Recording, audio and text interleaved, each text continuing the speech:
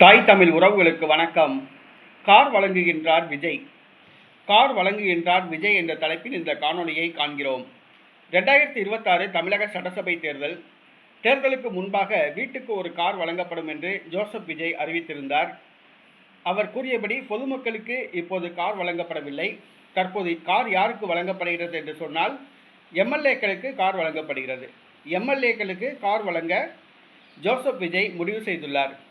காட்டுமன்னார் கோயில் தொகுதி விடுதலை சிறுத்தை கட்சி சட்டமன்ற உறுப்பினர் ஜோதிமணி அவர்கள் சட்டசபையில் பேசும்போது தான் ஏழ்மை நிலையில் இருப்பதாகவும் தொகுதி மக்களை சந்திக்க வேண்டும் என்று சொன்னால் 40 கிலோமீட்டர் சதுர பரப்பளவு உள்ளதாகவும் கார் இருந்தால்தான் சந்திக்க முடியும் எனவும் கார் வேண்டும் என கோரிக்கை வைத்திருந்தார். தன்னை போன்று பல சட்டமன்ற உறுப்பினர்கள் ஏழ்மையில் இருப்பதாகவும் அவர்களுக்கும் கார் வேண்டும் என்று கோரிக்கை வைத்தார். ஜோசப் விஜய் இந்த கோரிக்கையை பரிசீலித்துள்ளார். முதல் முறையாக தமிழக சட்டசபைக்கு தேர்வு செய்யப்பட்டுள்ள எம்எல்ஏக்களுக்கு தமிழக அரசு சார்பில் கார் வழங்க முடிவு செய்துள்ளார்.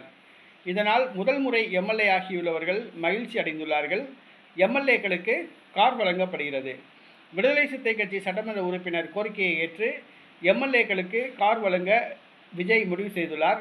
பொதுமக்களுக்கு எப்போது வழங்கப் போகிறார் என்பது தெரியவில்லை. பொதுமக்களுக்கு ஏற்கனவே மகளிர் உரிமை தொகை 2500 உயர்த்தப்படும் என்று கூறியிருந்தார். உயர்த்தப்படவில்லை. வேலையில்லா பட்டதாரிகளுக்கு 4000 ரூபாய் வழங்கப்படும் என்று கூறியிருந்தார். அதுவும் பரிசீலிக்கப்படவில்லை. மகளிருக்கு வருடத்துக்கு 6 சிலிண்டர் என்று கூறியிருந்தார். அதுவும் நிறைவேற்றப்படவில்லை.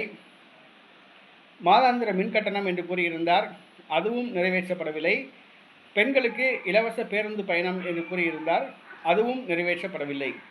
தற்பொழுது எம்எல்ஏக்களுக்கு மட்டும் கார் வழங்குகிறார் விஜய்.